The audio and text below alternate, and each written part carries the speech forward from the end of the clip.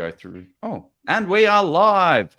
Welcome, everyone. Welcome. Oz Property Investors. We have the Steve Palise and the real Steve Palise on tonight, and myself. This is going to be an epic session. How are you, Steve? I'm really good, man. Yeah, really good. If you've noticed, I look a few years younger. I actually had Botox a week ago for the first time ever. I don't know. How good do I look? Jesus. Did you? Yeah, I did. You got to try everything once, Joe. Wow. How was the experience? It's fine. Literally put a couple of little needles in your face, and then supposedly it's supposed to be good for aging because, like, you age because your muscles are really tight and thing, but just relaxes them. But well, it's funny that you say that. I was speaking to a real estate agent the other day, and he was like, "Oh man, I'm just having a real struggle day, and I can't see, so I'm just going home right now." And he went through this. He had a great property that I was looking at, and he ended up getting Botox, and it turns out he got injected, and it went too deep into the nerve and shut down his eyes, and he couldn't see for like 6 weeks straight, and it was just all blurry and upside down. So. I got like such a small amount. I'm like, do not make me look like an idiot here. And then, but no, it actually comes out right. Like, it's fine as long as you don't go over the top. But yeah, might consider it again, but we'll see how we go. We'll see how we go. You look very bodacious, so that's good. What about you, Jordan? How are you, mate? I'm good, mate. The real Steve Palise doesn't get Botox, so just let me know. No, doing really well. It's been a cracking week. Been back and forth from the Gold Coast, so enjoying the weather over there, and come back to gloomy Melbourne every now and then. It's just rainy and miserable, but other than that, living the dream. That's what we want. Well, tonight's session is going to be a very interesting one. It's something that people don't really talk about very often. It is about how to exit property. Like, everyone's got an idea about how to get into property, buy. Like, that's the ultimate goal, right? Just keep buying. But how do you actually get out? Like, how can we build a strategy and a portfolio that allows us to exit? Because one of the things that I say is I don't really care what the asset class is. I want the outcome. I want $150,000. I want $200,000 of passive income, and property is the vehicle that I use to do that. But how do you actually get out of it? So I think we're going to unpack some wisdom there. We've got the 7 ways how to exit property. And we've got the expert that is Steve Palise, commercial property king, and also Jordan de Jong, who runs Gameplans, which is Australia's largest and best, I think, what would you call it? What's the platform called? A property strategy portfolio creator? What would you? Yeah, there's all things we chuck into the mix, but like online property platform, online property portfolio management system, heaps of things. There's money management, everything's chucked in there. All good stuff. All the good stuff. So we're going to unpack all of them. I think one of the big ones, Joe, is because for a lot of like younger investors, and by that I mean sub 50, like, you're not really thinking about exit strategies in retirement. Like, I'm one of the bad ones. I do not care about my super at all. Like, I give it like 5 minutes of attention probably once every 6 months, and that's kind of it. Because I'm kind of like, oh no, I'm going to have enough wealth by then. I don't really care about it, which is the wrong attitude. But with property, I'm so diligent with the exit strategy, so it's a bit of a double-edged sword. And I've got a dog in the background trying to eat something. It's such a good point. I don't actively sometimes I see where my balance is at and what's changed, like especially during COVID. At the start of COVID, when my super balance declined, I was like, why is this declining? But it's so true. Like, you're so proactive on your property. Well, I am on your property exit strategy, and it's good to just have that holistic approach to everything. Yeah, well, I mean, most people don't even have an entry or exit strategy at all. They just kind of buy. Yeah, and like most of my sales calls is talking about goals. It's not exit goals, but they're actually the same thing, because your goal is your exit strategy. But the goals just kind of brings it to the forefront. So you're like, oh, this is what I want to achieve. But you're not really talking about, okay, what's the actual end goal of getting there, because you're putting the steps in place to move to there. Yeah, it's okay. And people have this like hard line in the sand of like, we'll go through acquisition, we go through accumulating the portfolio, we go through consolidation and paying down debt, or whatever that exit strategy looks like. But they have this misconception that an exit strategy is like this line in the sand, and you have to, like, all of a sudden you're exiting out of it, where, you know, you should actually think about your ideal lifestyle and how you want to live your life between now and then, and build a strategy around what that ultimate exit will look like. But at least you can enjoy some of that on the journey as well. And that's a good point. So, and we'll go through that today on the 7 kind of exit strategies. Exit strategy doesn't mean you've completely exited. Most of the time, it's actually a staged one. So it's like potentially selling a property or using this property. It's not, like you said, it's not a line in the sand. It is a slow progression, especially from the tax minimization aspect as well, which we'll also talk about. Yeah, that's one of the questions that's already kind of worked up about tax. So let's run through the quote of the week. Steve Palise, as the guest of honor, what have you got? What is your quote of the week? You mean the fake Steve or the real Steve? The the fake Steve. Mine's actually my favorite quote. It's Winston Churchill, and it's, "History will be kind to me, for I intend to write it." So that generally just means to me, when you get to the end of your life, you've planned your life. So like you've made the choices, you're the ones that's guided your decisions and your outcomes, and it's an intent plan or exit strategy. Yes. Okay. I'm all about that.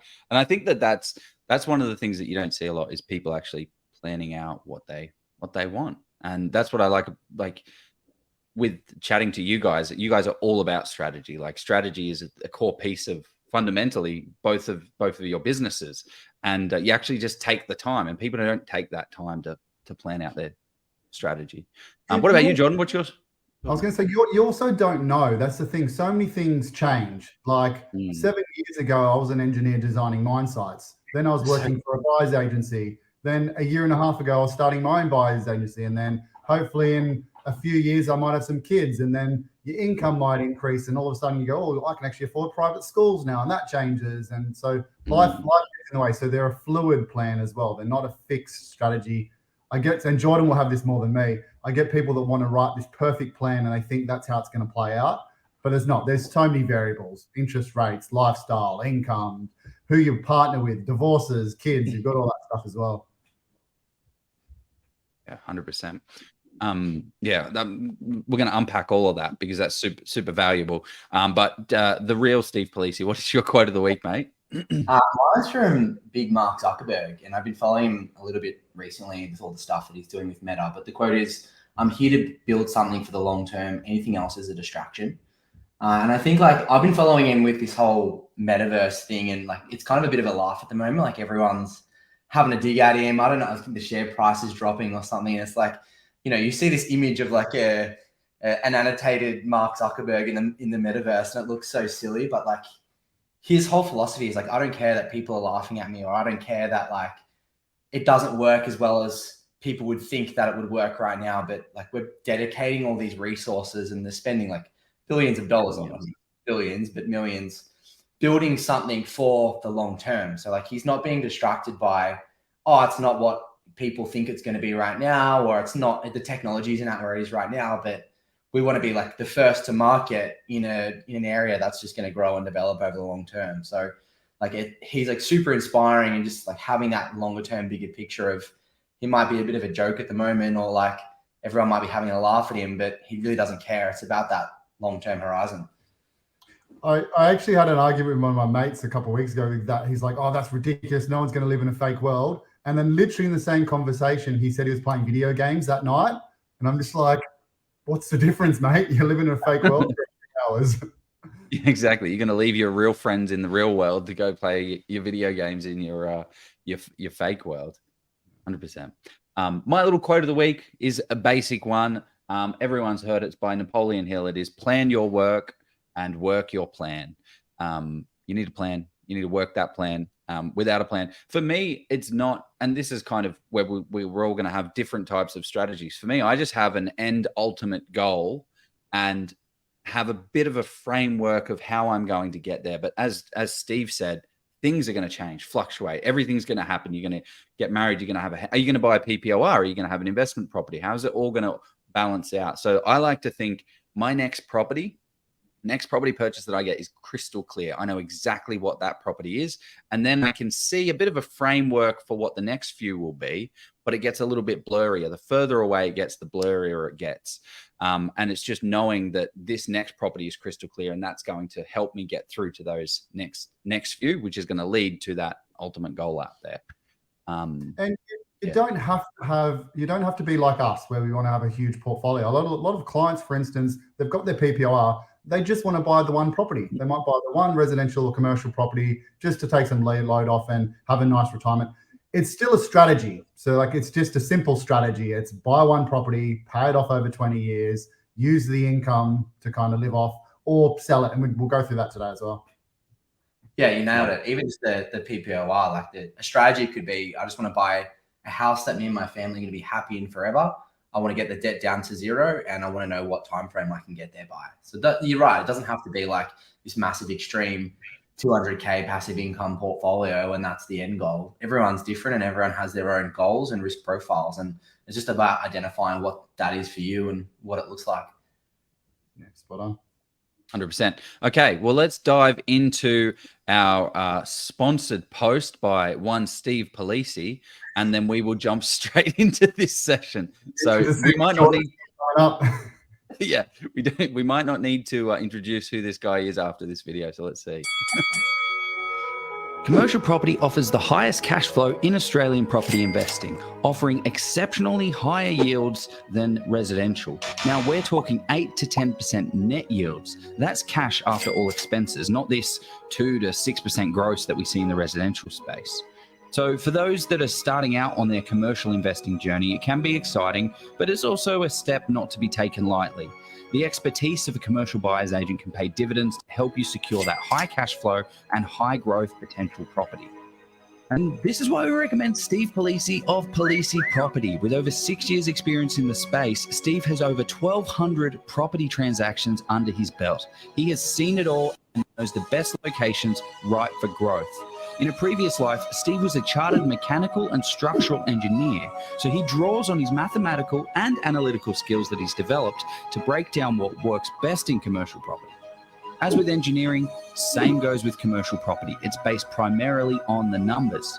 So if you're curious about diversifying into commercial property, you have access to $100,000 in cash or in equity, book a call with Steve today and find that perfect asset for you.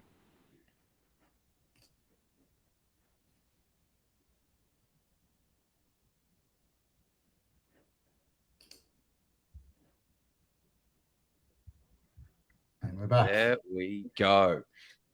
Okay, I feel like that did a lot of the introduction for me, but I'll give it a red hot crack. We have the Steve Palise at Palise Property, a property buyer's agent who services many commercial properties. And commercial property is one of those exit strategies I think that people don't actually think about. This is why I have in my business, commercial property is the end goal.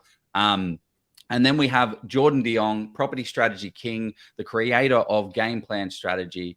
The two of these guys are absolute experts when it comes to property strategy. And we wanted to unpack the 7 ways of exiting property because the end state is not necessarily talked about. But one of the questions I wanted to ask is, why is having an exit strategy so important? And I guess I'll put that to you first, real Steve.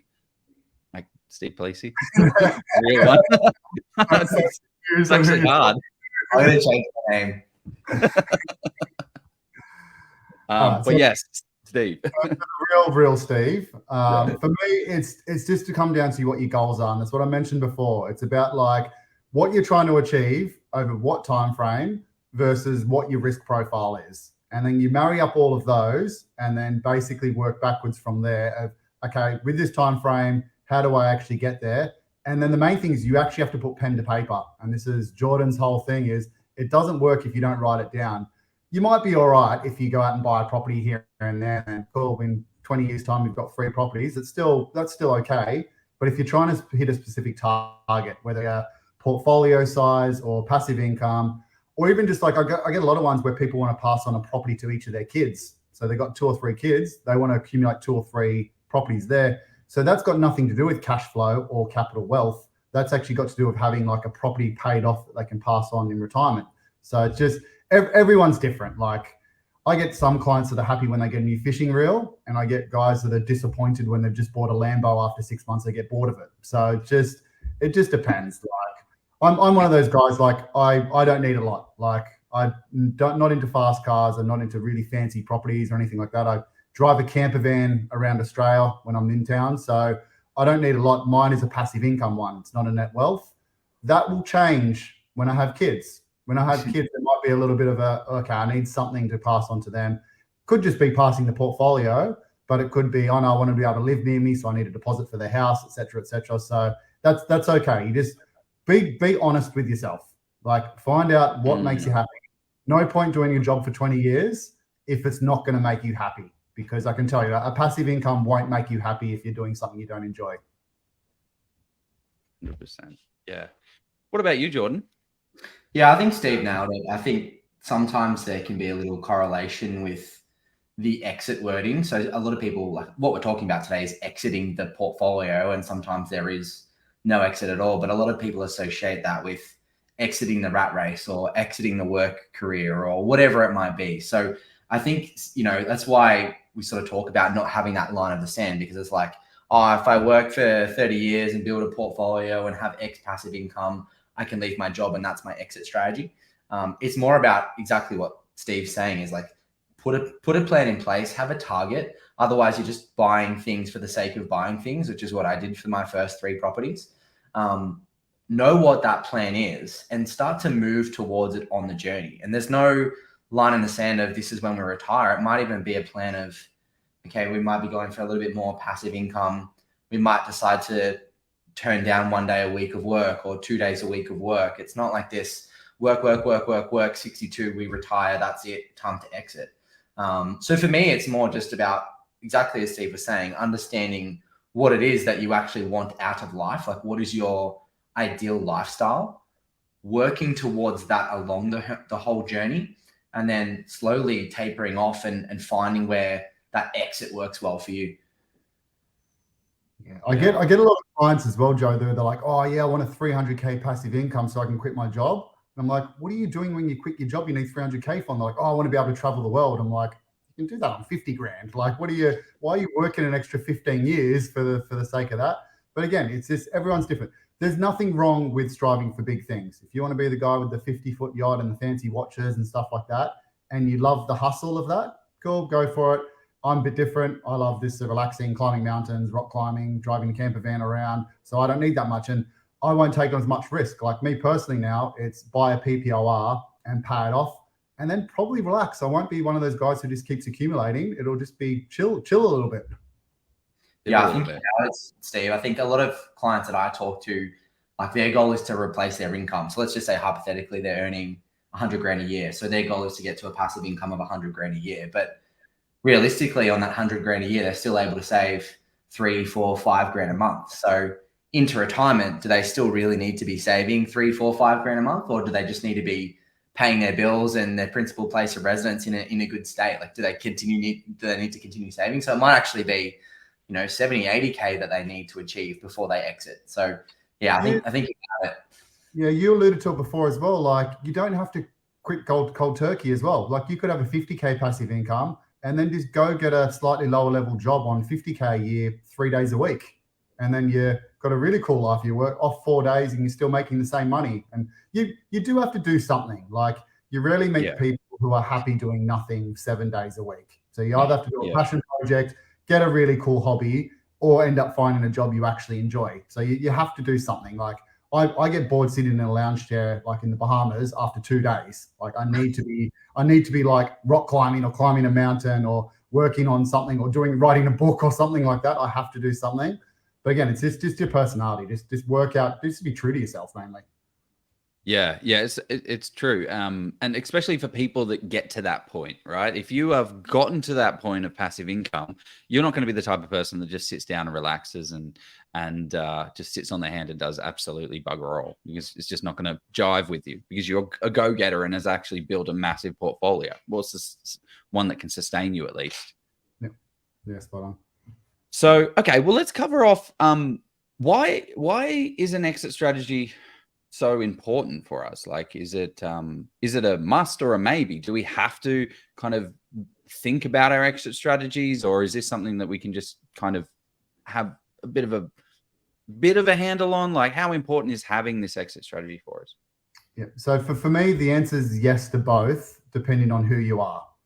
If you are fairly comfortable in your life and you've got a nice steady job and kids and house and you're paying off your PPOR, you don't need a strategy necessarily. You might just be buying a property for some future wealth, and that's fine. Like, not everyone's like you mentioned before, Joe. Like all three of us in this kind of video, we're all go-getters. Like we didn't build a big portfolio from not looking on realestate.com every night till 1 a.m. for a few years. So like we're that type of. So, but the other ones, it's just for some more comfort in retirement. This gives them more options. However, if you've got something that's quite large in terms of goals, then yes, it's a must. And Jordan said it before, you're just kind of buying properties at the start for the sake of buying it. I did as well. I bought, most of my duds were the ones I just bought because I thought they were a good deal and they weren't really fitting in the strategy and my borrowing capacity. So if you got some big goals, you have to have some form of strategy, because if you buy the wrong one or two properties at the start, it's going to tangle you out for a while. Yeah, that's such a great point, because that is ultimately what you're trying to balance. You're trying to balance your cash and equity that you have on hand and balance that with your borrowing capacity, because like this is one of the things that we have when we have a strategy session. It is saying, oh, I've got an $800,000 borrowing capacity. The bank said I can lend that much. Well, you probably shouldn't go out and get an $800,000 property and use 100% of that borrowing capacity. It might be better to split it up. And that's what I love about Jordan, your platform, about when it comes to, you can run the scenarios to see what happens if you buy an $800,000 property that only has a 3% yield, or two $400,000 properties that have a 5% yield, but have a slightly lesser growth. What does that look like over the long term? Yeah, I'm exactly the same. I think yes to both, and I think you really do want to have that longer term picture. Like I'm an advocate for buying property, like from the get-go. I think it's fine if you want to go out and buy a property, but why are you going to buy that property? And understanding the decisions that you're making, exactly how you just mentioned there, Joe, is like, okay, do we buy one really great blue chip asset and utilize our maximum borrowing capacity, or do we potentially split it up into two and get some high yielding properties? And it may seem like a small consequence today, like it might seem one or the other today. It might seem like a benefit of, I get a bit more cash flow today in my back pocket, so I'm not as burdensome to interest rate movements that we're going through lately. But how does that impact over 30 years? And this is what we do with clients a lot, is sort of mapping that out. And so if you make that decision of the blue chip high growth property and it grows at, let's just call it 7%, compared to something that grows at, let's call it 5%, but has a much better yield. Yes, they might be, I don't know, 5, 10, 15 grand better off today. Yes, they might be 30, 40 grand better off in 30 years, but it comes at the cost of $1 million, $2 million worth of equity over that period. So these small decisions that we make today really do compound and have a massive impact over that longer term period. So if we don't know and understand the decisions that we're making today are going to impact us in 30 years, then what's the point that we're doing it for? So I'm a big advocate of the strategy always changes, as Steve touched on before. My biggest light bulb moment was when I had my daughter, and my whole philosophy on like what I wanted to do and what I wanted out of a portfolio changed. And people are going to go through that. I guarantee you I'll go through a different one later on. Like I might get to 40 and go, I just want to retire and go hard passive income. Like different phases of life will change, and that's okay, I think. But it's really just understanding, well, where are we going to now? What are we working towards now? What are we on the path to achieving now? And if things do change, if our emotions change, if our idea and concepts change, let's adjust and move as we start to go along as well. You also need to balance, like we're talking those long-term goals with the short-term. And this is every investor's biggest thing at the moment, is borrowing capacity. So that's where you mentioned, like, okay, say you've got 800K, you need to work out, okay, what happens if I actually buy an 800K? What's the ramifications of my capacity after that? And if it's sit on your hands for 5 years, hoping for some rental increases, capital growth, or your income increases, that might not be a good option. And then that might actually guide your decision whether you go a pure cash flow one, like a commercial, or a capital growth play as well. So, and that's also where I come in for the commercial side of things, because people know they're getting to their glass ceiling in terms of borrowing capacity, and commercial does have some options to get around that, because you've got lease stock loans and things like that. So that's part of marrying up the short term with the long term strategy. 100%. Okay, great. Well, let's start going into these 7 exit strategies because, Steve, you've identified 7 strategies that are going to allow you to exit on property. The first one we've got here is keeping all of your properties and not paying down the debt. Can you talk to that? Yeah, so I've just tried to summarize like just the general overview, 7 kind of strategies that most people use. There are some other ones like you can be a developer and all that type of stuff, but these are just the kind of outline ones. So that is basically accumulating your portfolio, and it's normally a self-sustaining one. So it's obviously not going to be highly negatively geared because you're not going to retire from that. So you normally got some passive income from it, and then just leaving it, just letting it kind of keep paying off the P&I typically, and then leaving the capital thing. The benefit of that is you've got a bigger portfolio because like you've got more assets, you've got more cash flow, and you get inflation over time to help grow the portfolio, and you keep the capital growth as opposed to selling and transitioning and things like that. You keep it. You also save on the exit and entry costs. So if you're trying to replace the property, you don't have to. You're not paying stamp duty again. You're not paying real estate selling fees of 2%. You're not paying the stamp duty again on the property you place it with. So you're saving 10% there. So it's just Jordan actually gave me a note on this. We went through this before the call. He calls it the natural exit, which I quite like. It's a riskier play. So like, because you do have like a large amount of debt, so you're more subject to like interest rate movements.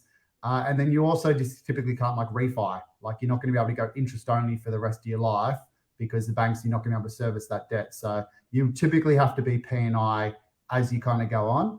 And this is going to be a recurring theme throughout all these strategies. Speak with your broker and speak with your accountant because they're the biggest parts of exit strategy. Your broker, obviously, for what type of finance that you're going to have on the property and when you're going to shift to P&I or not pay down debt and things like that. And your accountant for the structures that you're buying under, because there's obviously tax ramifications for selling properties and transitioning them. And especially when you start talking big passive incomes, then there's tax obviously on passive income. And that's where you buy under family trusts and disperse profits to beneficiaries and all that. So this is, we always rub it on about this in part of the group. You need the team. Yeah. It's not just buy good quality. I can buy you the best quality property in the world, but if you buy it under the wrong structure or wrong loan, you can shoot yourself in the foot for 5 years. Yeah, and also if you want to hand that property over to someone, you have to consider structures as well, because you can't just say, oh, I'm going to give this to my son. They're going to have to go under their name on the title if you've just bought it as an individual, and then you've got to pay stamp duty again. Like if with a trust, you've got versatility, but obviously, yeah, speak to your professionals and go through. There's some high net worth investors, they buy under company structures as well because they've got enough income from it that it can service itself. And then there's options there. They run it like a business. So a lot of my high net worth guys, their property investing is a business. So they've got different structures there. So everyone's different, but that's just the big one. Everyone buys the properties and then they just let it kind of the LVR erode over time, and it just kind of self-fulfills itself. But Jordan, do you got any comments on that one? Yeah, I really like this one. It's probably my favorite one out of all of them. And you're right. Like I call it a natural exit because it is natural. Like there's no forced, like you have to pay your debt off. There's no forced line in the sand of this is what's going to happen. It's accumulate the portfolio and then let time do its thing. Obviously sort of like no financial advice. Joe, do you like the disclaimer or anything? But like I personally like having good debt because it gets inflated away. So savings in a bank account gets inflated away, where debt is actually money that you owe to a lender. And so the lender has to cop that inflation on the way out. So today's, dollar that you have to pay back in 10 years might only be worth 50 cents or whatever it might be. And that's not that mass exactly, but it becomes less over time. So I personally like going debt. The only thing, and that's such a great point that I think is somewhat overlooked. If I had $500,000 and I stuffed that under my mattress, I would get yelled at by everyone because everyone knows inflation eats away assets. But that's exactly what you're doing when you're getting $500,000 worth of debt. You're stuffing it. You're giving it. The bank has given that to you, and it's stuffing under their mattress instead of yours. So that money is going to get eroded by inflation. Yeah, and the other benefit of that is if you're in an interest rate environment like we're in today, and an economic environment, I should say, where let's just call interest rates at 5%, but headline inflation, and it's complete rubbish, but headline inflation is 6.7%. Money is actually getting inflated away faster than faster than the amount that you have to make for repayments. So yes, you have to pay the bank 5% in interest repayments, but it's getting inflated away at 6.7%. So theoretically, you're actually gaining 1.5% per annum on your loan or the money that you're lending. So as long as you can comfortably make those repayments, make those interest repayments, and not put yourself in a financial situation that's awkward, you're actually not on paper, but theoretically making yourself money as time goes on.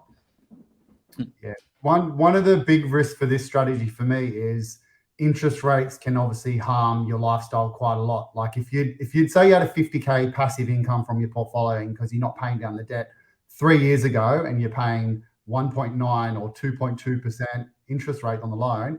Now, if you didn't have rental increases on that property portfolio and you're now paying 6%, that's all of a sudden going to drop from 50 to 15K, for instance.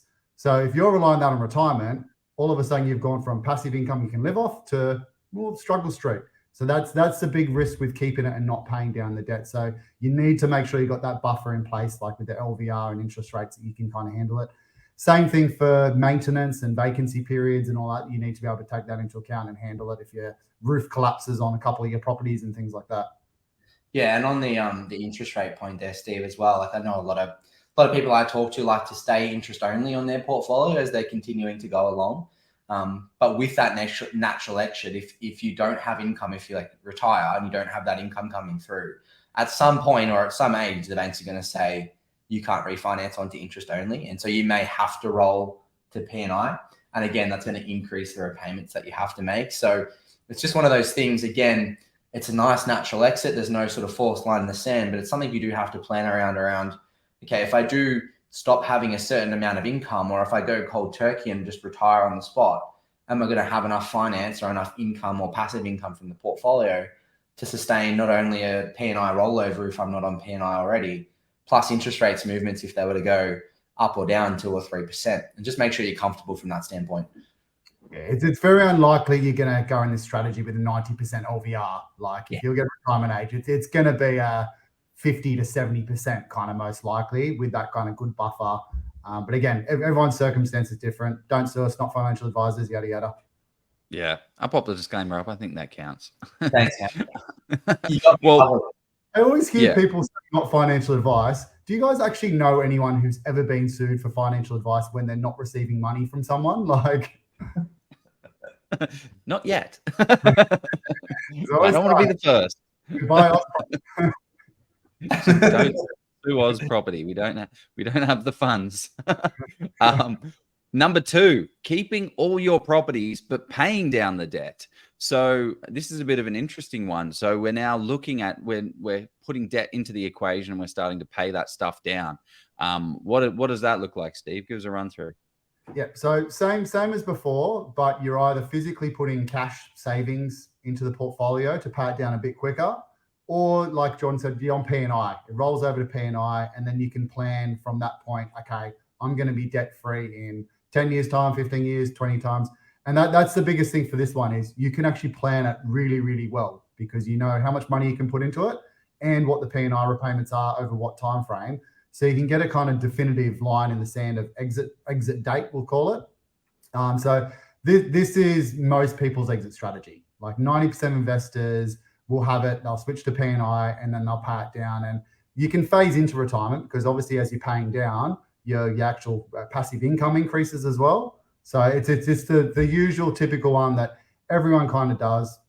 And then you can also kind of stage things with like the accountant as well. So like you slowly building into it as you start retiring and your actual income starts decreasing, you can start increasing your passive income. So you kind of manage the tax brackets that way as well. Yeah, right. Okay. What are some of the pros and cons of this one, Jordan?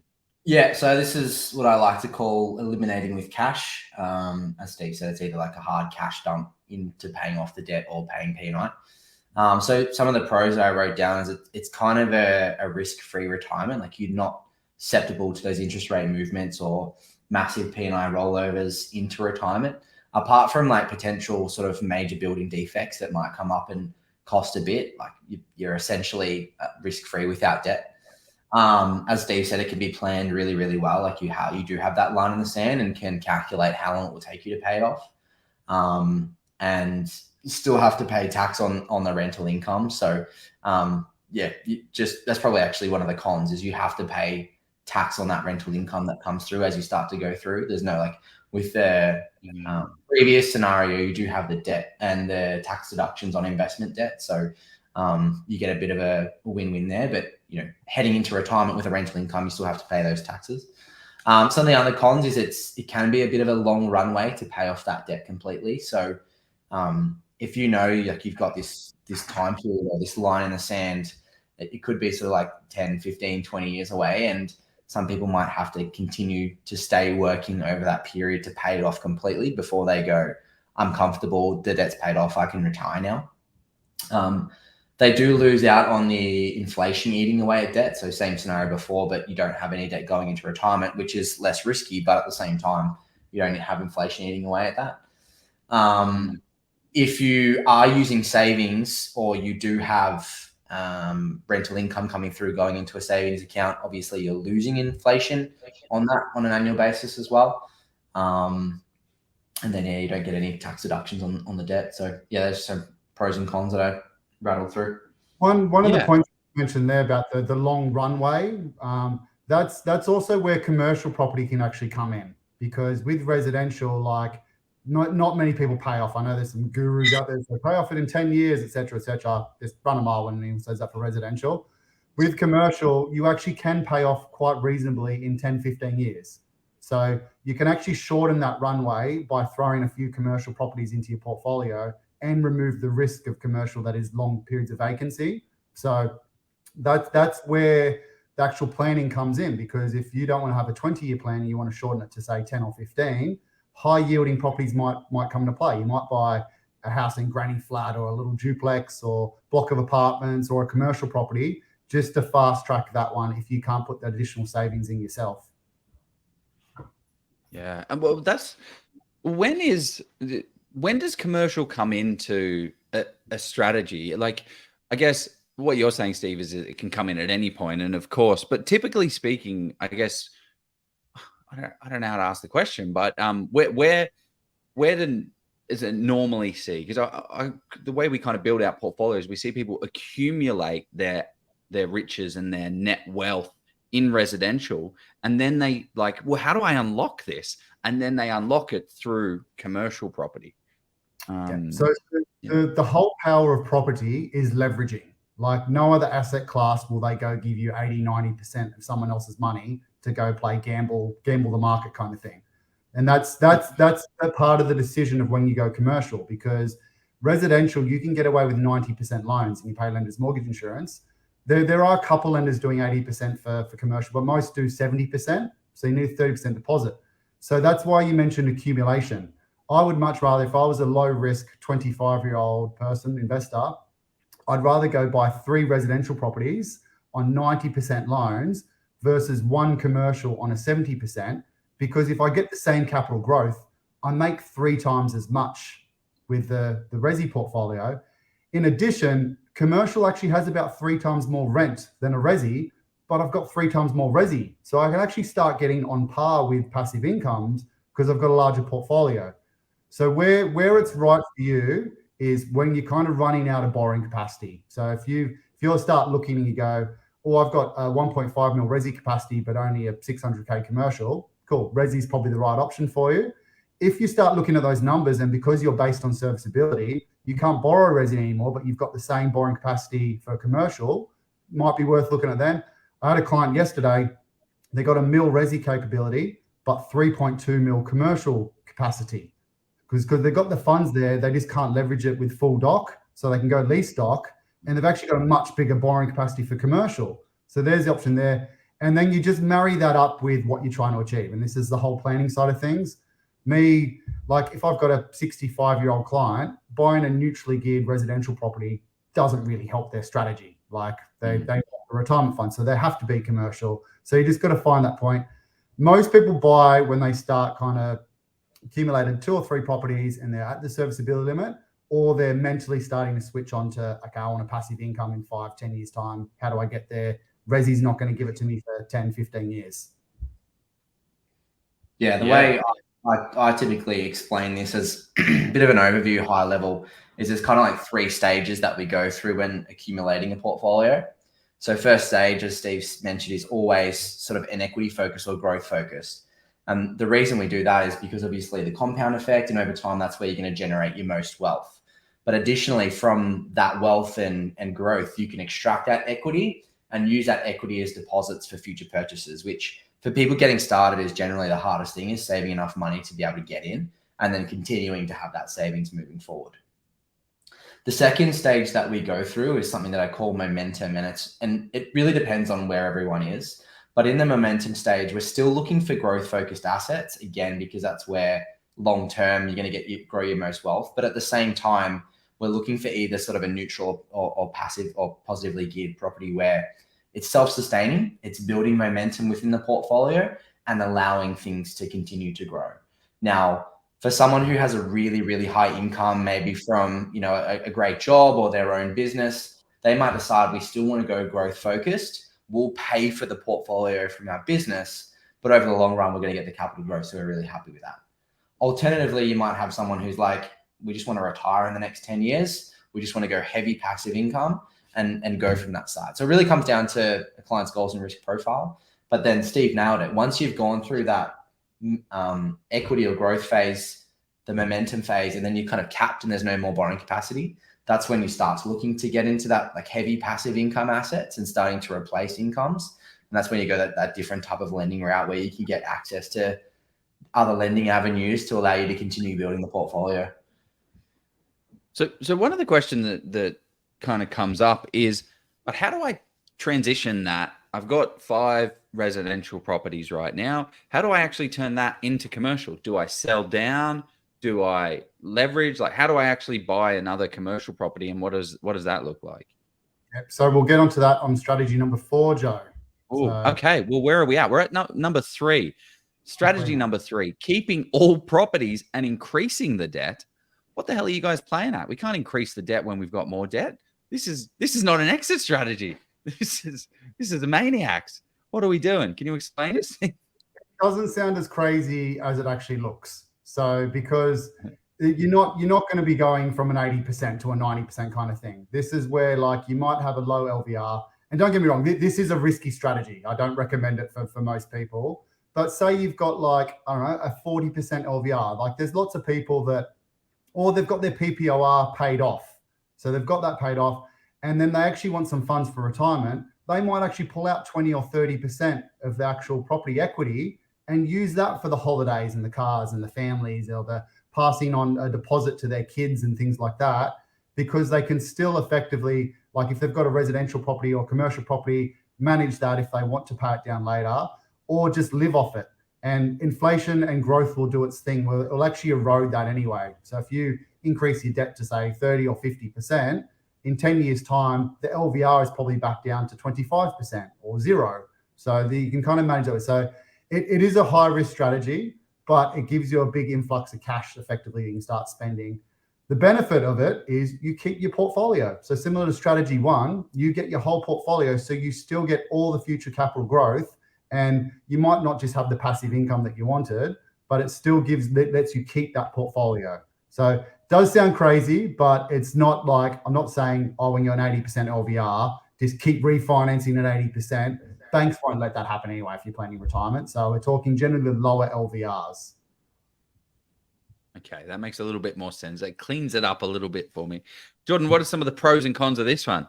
Yeah, I love that Steve clarified that, because I've heard some crazy stories of people just continuing to refinance as they go along. So it is definitely a riskier strategy if you go down that route. But limited pros here. But the 2 pros that I had is that you get that full utilization of the debt inflation as you refinance and pull that debt back out into retirement. And then there's no tax deduction, or I don't think no tax advice, but there's no tax on that borrowable equity. So instead of potentially selling a property where you'd have to pay capital gains tax and you realize your position, if you're pulling out borrowable equity, you don't necessarily have to pay tax on it. So they're 2 of the pros. And then the cons, again, very risky strategy. It does rely on capital growth of the property, unless you're in that situation that Steve was saying where you had a low LVR and you pulled out 20 or 30% in your principal place of residence. if you're doing that strategy where you're going back to 60, 70, 80% every single time, it does require the growth of your portfolio to continue pulling it back out. It's probably a lot less common these days. I used to hear about it, not commonly, but I used to hear about it a lot back in the day.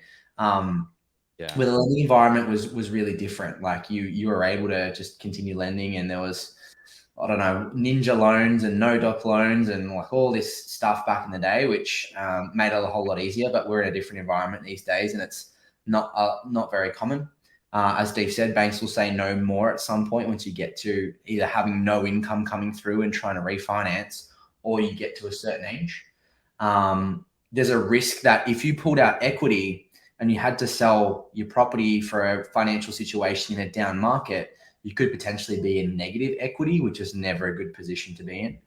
You're always subject to interest rate movements in this scenario. If you are continuously pulling out equity, government or, regulators like APRA could change policies at any time. So the strategy might not always work for you moving forward.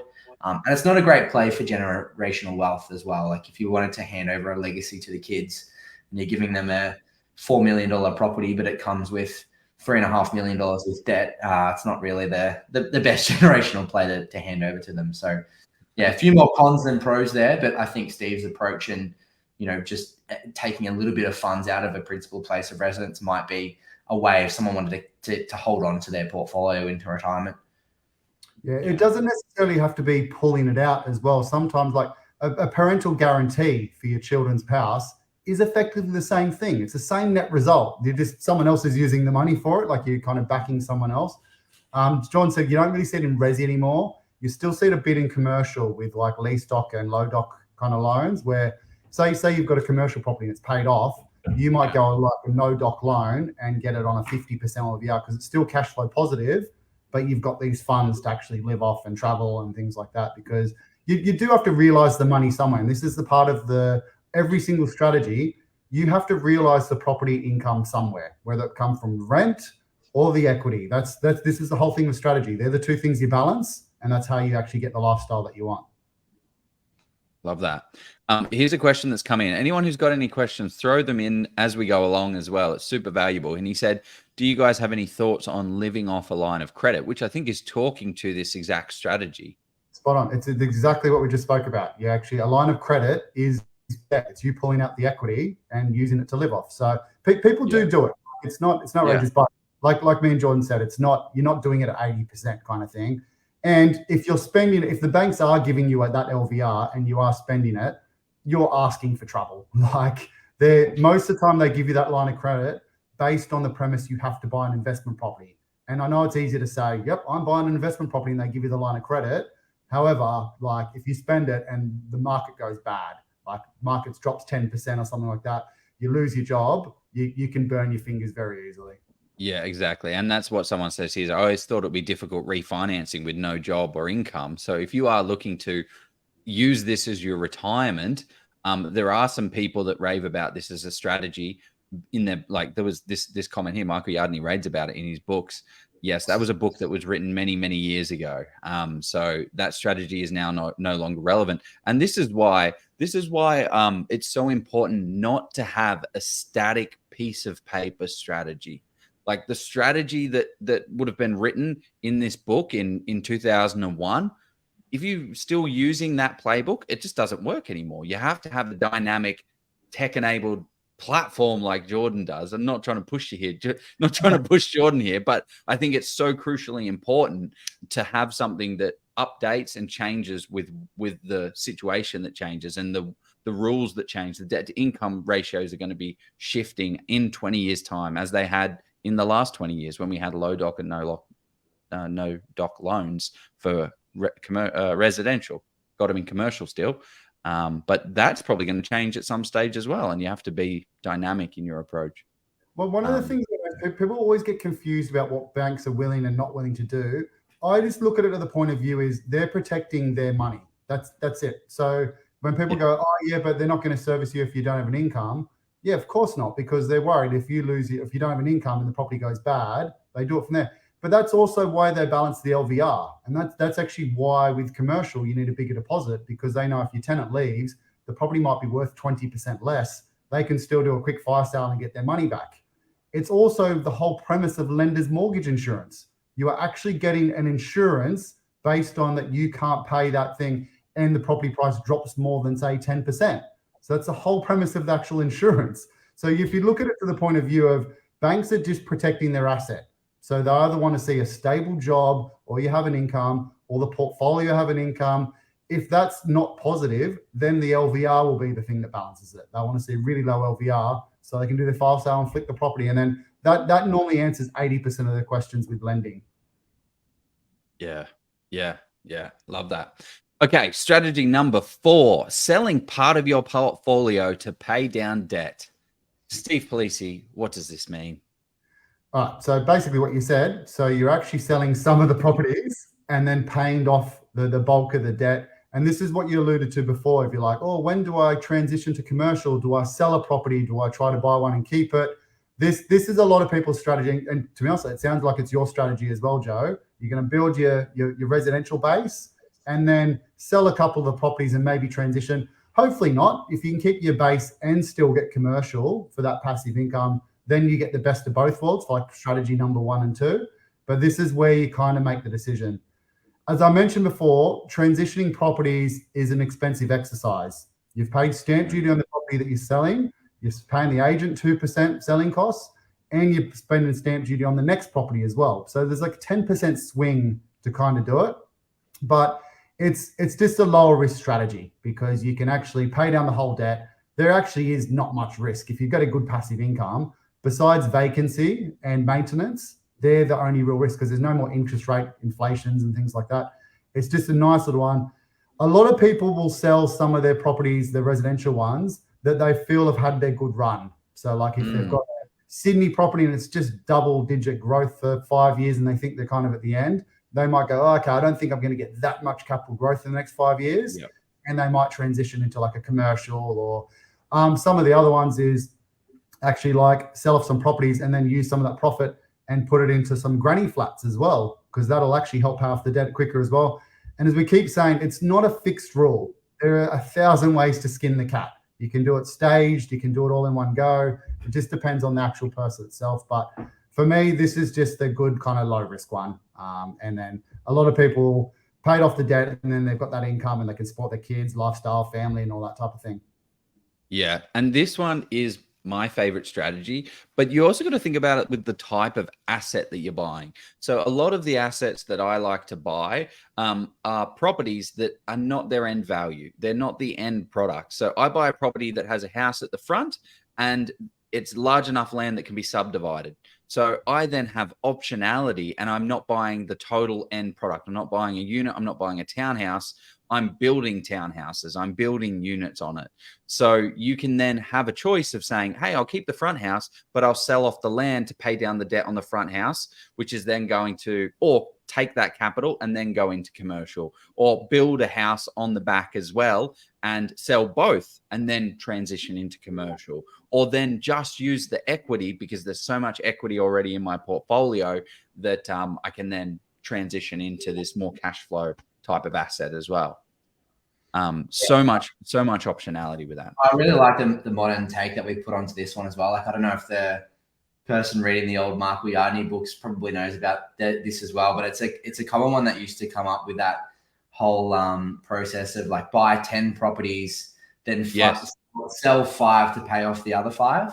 And that used to be like really easy and simple, not easy, but like easier to do back in the day, where now, as we keep mentioning, like we're all limited to our borrowing capacity. And so it becomes a little bit harder to just go, yeah, I'm going to buy 10 and then sell 5 of them. We're actually limited to just the 5. And so what I really like about this modern twist, and I'll just transition into the pros and cons because I'm really smooth like that, is that you can like choose that specific property in your portfolio that you know you're going to sell. It's like, you know, it's going to be like a blue chip asset. It's purely growth focused. You're allowing that capital growth to do that heavy lifting over time. And then at some point in time, you know, you're going to sell that asset and eliminate most or some of the debt within your portfolio. So it can be planned and executed really well. Again, it's that sort of risk-free retirement. So we're heading into retirement with no debt or minimum debt left in the portfolio. And we're not forced to keep saving or working for a long period of time, apart from if you went sort of commercial and shaved on that, to pay off the debt of the remaining portfolio. So, if you had a period allocated of 10 years, we're just going to work and pay off the portfolio, you might be able to get to year 4 or year 6 and go, okay, now we can actually sell this property and pay off the remainder of our debt. So you're not forced to keep working. Some of the cons, though, is obviously you have the loss of that potential passive income that you've lost from the sold property. So you are losing a source of income. As Steve said, you've got those sales and exiting costs, transaction costs, and profit. Also the growth as well, because you've got rid of that property. If you get it wrong and it doubles in the next 10 years, you've lost that as well. Nailed it. Then you got the exiting costs. You lose out on that inflation either way, as I keep banging on about. And yeah, that's pretty much my pros and cons. Yeah, I love that. I think is this the most, well, actually, no, this isn't the most typical. No, is this the typical that we see? The biggest between this one and the last one, just depending on kind of who you are. And to be honest, it sounds bad, like demographics and age of people kind of changes. And this is what John said, we're putting a modern twist on it. Our parents and the older kind of generations, they're a bit different. They are probably more of selling part of the property and paying down the debt and things like that. Or the next one, which we'll go into as well. Yeah, nice. Okay, well, let's just before we jump into that, we have to jump into our next post. So we have how many we got? We got 3 left, and then 3 of the 7 strategies left of how to exit your portfolio, and then we are going to cover off on the platform. Jordan, you've created these, you've modeled out these strategies. So if anyone's keen on seeing those, let us know in the comments. But we're going to go through how these work and how to actually exit out, what it looks like in the real world. So let's do that. There's nothing worse than going into a situation unprepared, especially when that situation is purchasing one of the most expensive assets of your life against a trained property expert in the form of a real estate agent. It's a scary thought, but it is a skill that can be taught. Do you want to learn how to become fully prepared when buying a property so you can get out there, buy your dream home or investment property without the fear of actually messing it up? Scott Agate, the founder and expert property negotiator at Hello House, has been helping people buy their properties by stepping in and negotiating with the agents and saving his clients tens of thousands, and in some cases, hundreds of thousands of dollars. Scott has now decided to share all that he's learned over the past 28 years in real estate so you can go out there and do the exact same thing on how to find a property, analyze that property, negotiate on that property, and transact on it to get the best results. He's created the Get Buyer Ready course, which is a step-by-step guide on how you too can become an expert property negotiator.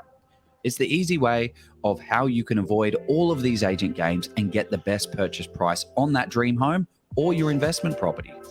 The course is in short bites for busy people with no fluff at all. Just all the information you need to get buyer ready and secure that next property with confidence at the best price. Scott has been kind enough to give our community a massive discount with the link below. Sign up today before you even think about putting an offer on that next property, and it will be one of the best decisions you ever make. Here we go. And he's back. Okay, there we go. That's the new ad for Scott. So if anyone liked that, let us know. If anyone hated it, let us know.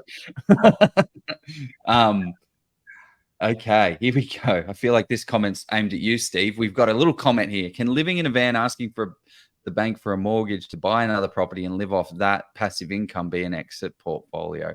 Will the bank allow us to borrow? Well, actually, that isn't aimed at you. That is someone else's question.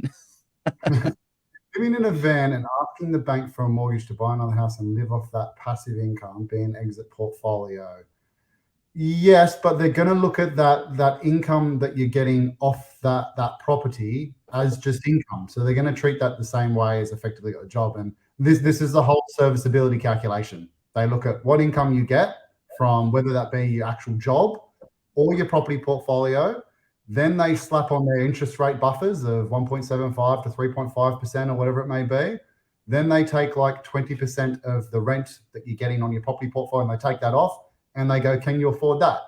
Then they'll look at your capacity in terms of like your risk profile, like what your job is and things like that, and credit checks and all that type of stuff. So yes, if you've got a big enough passive income, But the banks don't really care if you're living in a van or at your parents' house or whatever. It's the same net result. Like you still need a registered address, but yeah, it's the same situation. It's just like living rent free somewhere. Yeah, they would just count it like you're living at your parents, right? They're not going to care. Okay, cool. We will have a registered address though. Like that's the thing, and like I typically put my dad's address, so that's the one. And then I've recently done a refinance, and he had to write a letter saying yes, he doesn't pay rent when he lives there. There you go. There you go. Okay, cool. We have 3 other exit strategies that are a part of building out your portfolio, but actually getting out of it. So what is number 5? Selling parts of your portfolio and living off the profit. Yeah. So this is exactly the same as the last one, but instead of using that profit to pay down the debt, you're actually using that profit just to actually live off. So you're not paying down the debt. So it's sort of assuming that your current debt portfolio is positively geared. So it's kind of looking after itself or paying itself down. Otherwise, obviously the banks aren't going to let you do that.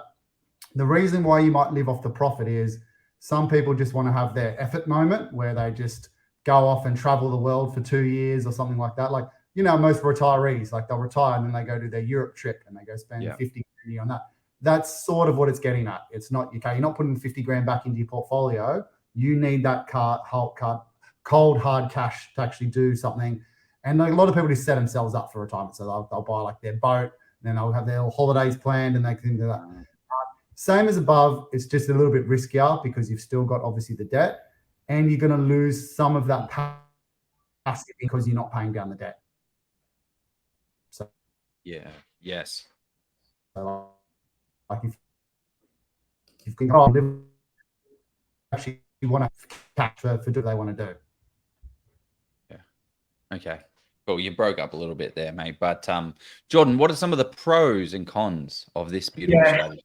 Pretty much the same thing as the previous one. So you're allowing capital growth to do the heavy lifting. You can purchase specific properties to help you build that sort of exit strategy and living off the profit. Again, it can be planned and executed really well.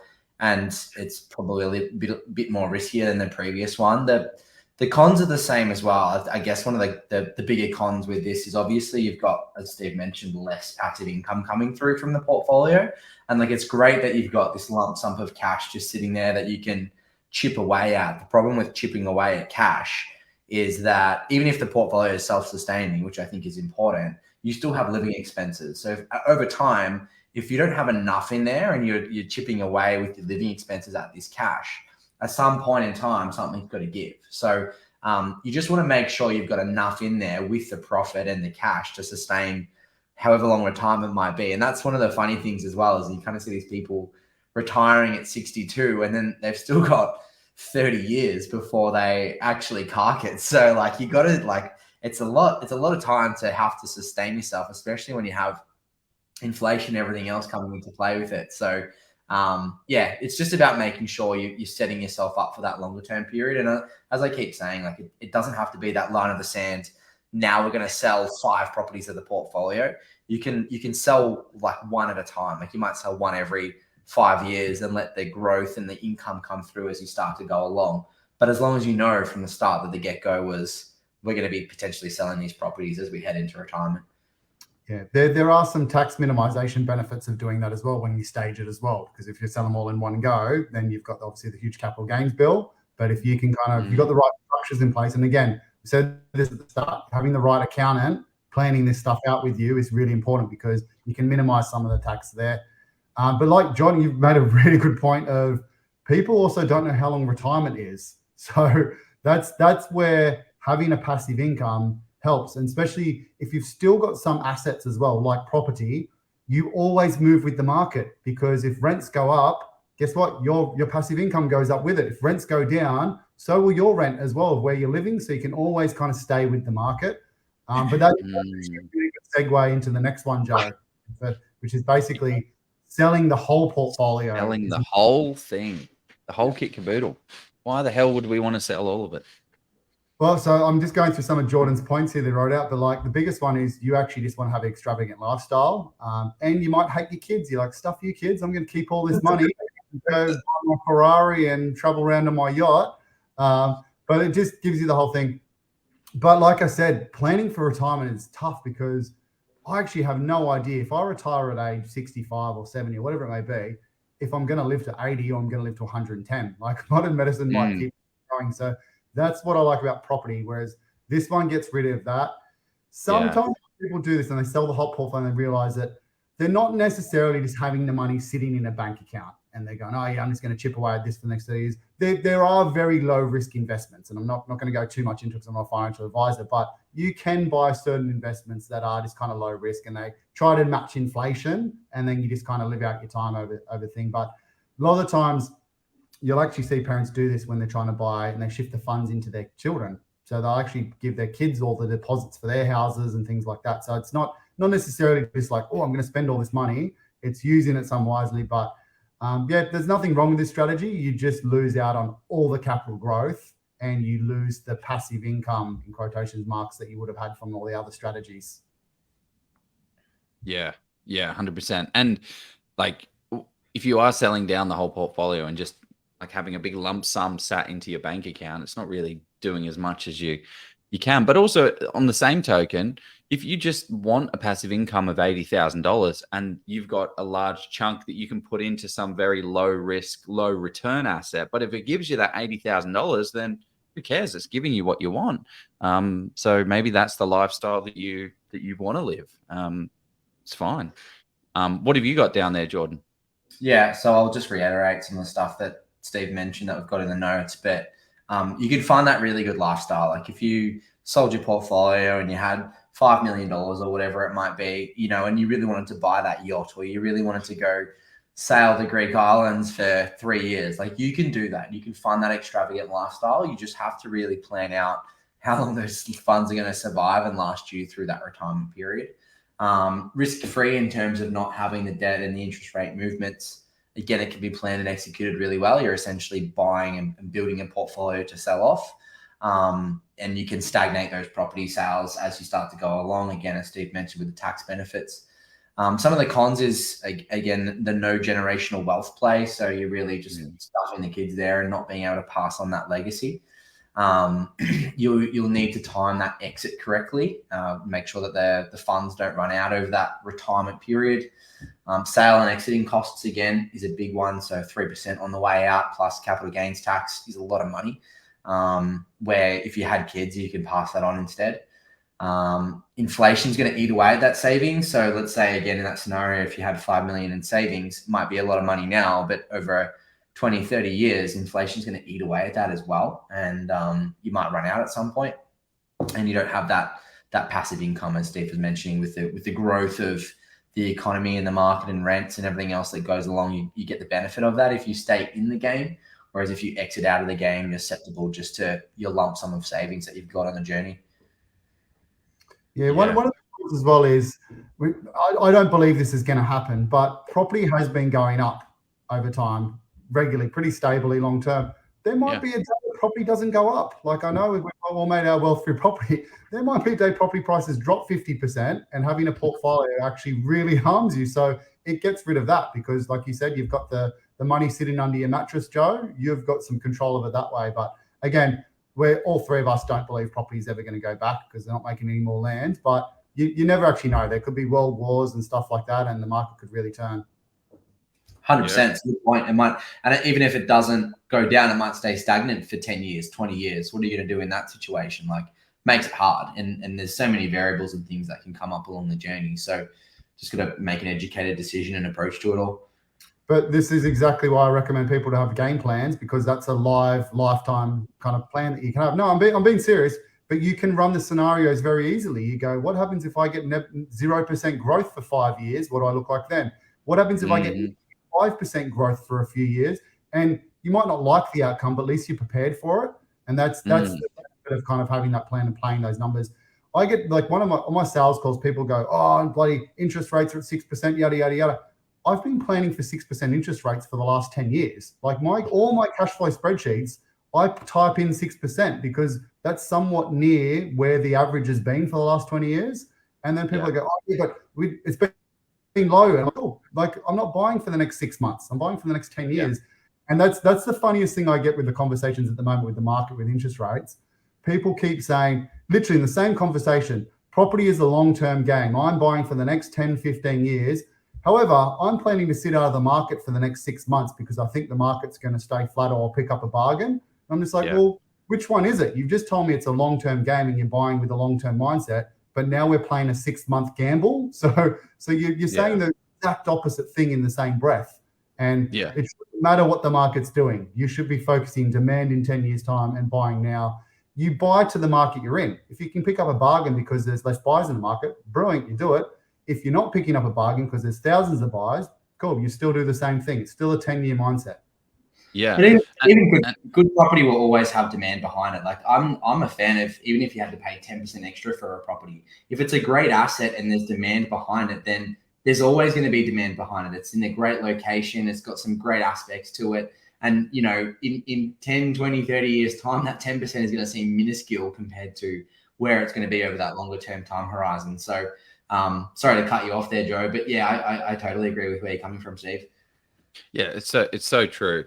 You see people having this mindset around, oh no, I'm trying to time the market. It's like, well, yeah, but in 6 months' time, you're going to lose your job, or your wife's going to have a baby, and all of a sudden you can't borrow to buy property anymore. So what you could have had it 6 months ago, you're now going to have to wait, 2 years for to be able to borrow again, or 18 years because you've got a dependent.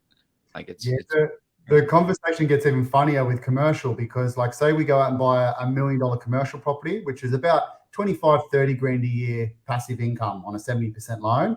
People go, oh no, I think the market's going to drop a little bit. I'm going to sit out of the market for 12 months. Yeah. Okay, it drops 5%.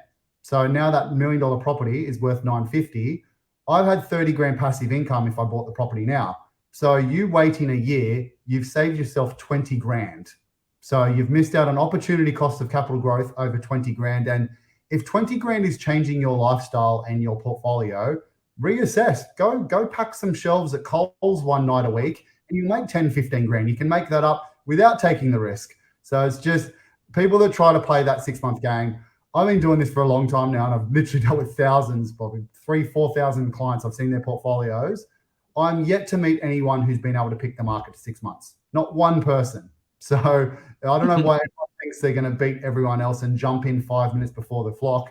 If anything, if you've got people, everyone's sitting out there for 6 to 12 months waiting, that means there's going to be another spike in prices because you're going to have the same supply, but way more people demanding it, and that'll push prices up. Yeah, 100%. It's going to be interesting when this new stamp duty change comes in.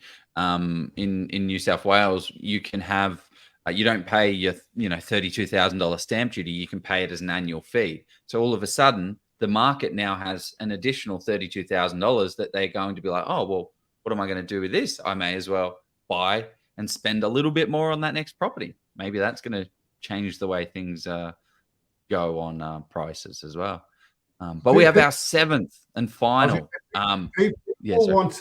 People want to spend money. They have to put their money somewhere, whether it be in the bank, into some of the stock market, or into property. They have to put their money somewhere. And the thing I keep reiterating to people is unemployment's at its absolute lowest at the moment. So if you want a job, you can typically go get it if you want it.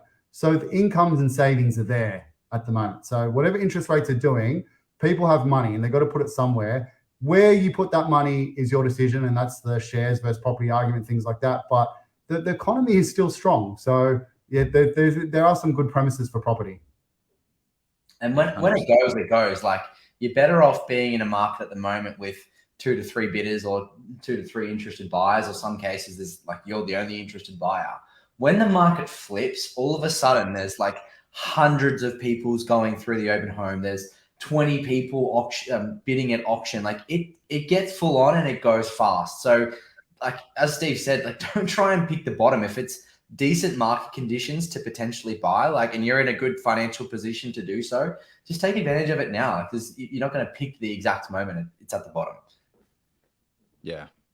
Okay, we have number 7 for our exit strategies for property investing: selling some properties by vendor finance. Steve, can you explain what vendor finance is and how this strategy works? So not many people will obviously know or understand this one, but this is typically for commercial properties or like high-end like apartment blocks and stuff like that, where you've got like a $10 million apartment tower or things like that. It's where you're basically selling the property but you're financing the buyer. So they're effectively, you're giving them a loan. So they might not have enough big enough deposit. And then you typically, it's going to be like 3 to 5 years. It's when you've got a good asset class, like say you own a whole little shopping center. So you got like a little $5 million shopping center.